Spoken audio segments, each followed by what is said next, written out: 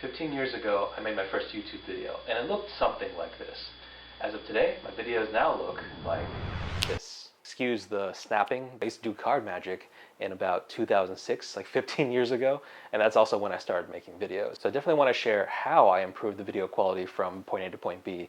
But first I want to talk a little bit about why I even tried to do that in the first place after 15 years of making videos and not doing anything. So when I started this channel, I spent most, if not all of my time trying to improve the videos by just coming up with better ideas, writing scripts, buying better cameras and things like that. And I'd spent almost no time and energy figuring out how to make the videos just look better. And it may seem like an obvious step to you, but I missed it for about 15 years. So in case there are others that are in the same boat as me, I definitely wanted to share how I actually improve the video quality. And it's really not that big of a secret. I learned it the same way I learned most of my other hobbies, which is YouTube.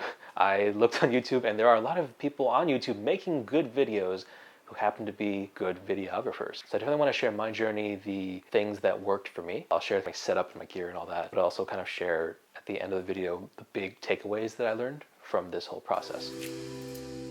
So first I actually want to show you the progression from where I began 15 years ago to up until recently, and show you the difference between then and now. So the first video I ever put on YouTube was in about 2006, and it was a video of me doing just card tricks. I filmed it using a digital camera. It is a Canon PowerShot A620. It had 7.1 megapixels, mainly used for taking pictures, but it had a video function as well. It was a little grainy, but it's what I had, and it's what I filmed with for several years. So fast forward about 5 years or so, I'm still making videos about card stuff and also adding a bit of piano in there.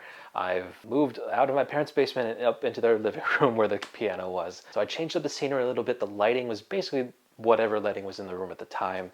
I still hadn't changed any of the settings on the camera past factory settings. I'm still using the same camera, as I mentioned, so clearly I was very much a novice, and I still was even when I began this channel. So this was an early video that I put out. It's very similar to where I began this video, that first scene, where I basically just used the ambient lighting in my basement. My basement, not my parents' basement anymore, so step up. I was using an iPhone 12 at the time. Again, didn't change any of the settings, just point and shoot.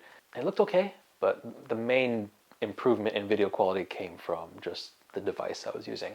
Compare that with what I have now. How did I do it? What did I actually change to make it look like this?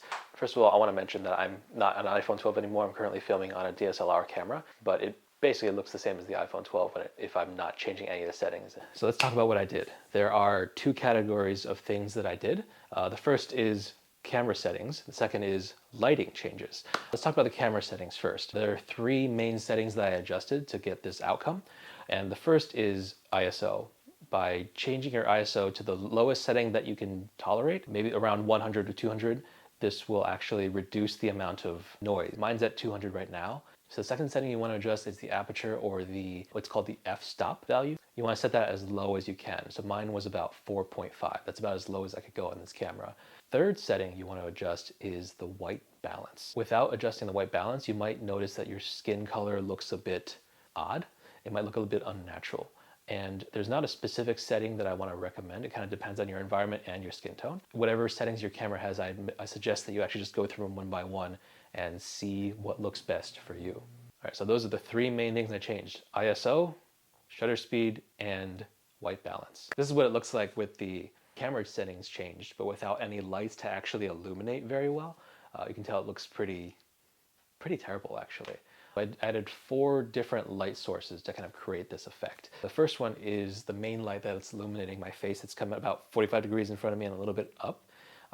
This is usually called the main light or the key light. Second light I have is on the other side, again about 45 degrees, a little bit lower. This is just to prevent any shadows from being cast by this light, and it's called a fill light.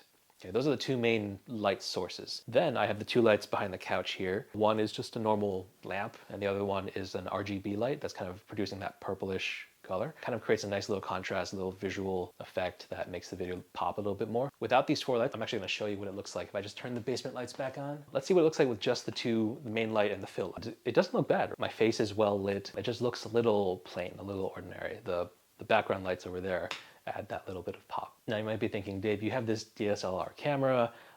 My camera's much older, much worse than that. I can't actually make a good looking video just because I don't have the money or the gear. There's actually a good question there, which is how good can you make a video look with just lighting changes without having kind of an expensive camera? I think we can actually answer that. So let's take this lighting setup and then film it on a 15-year-old camera. And this is with the ambient and basement lighting.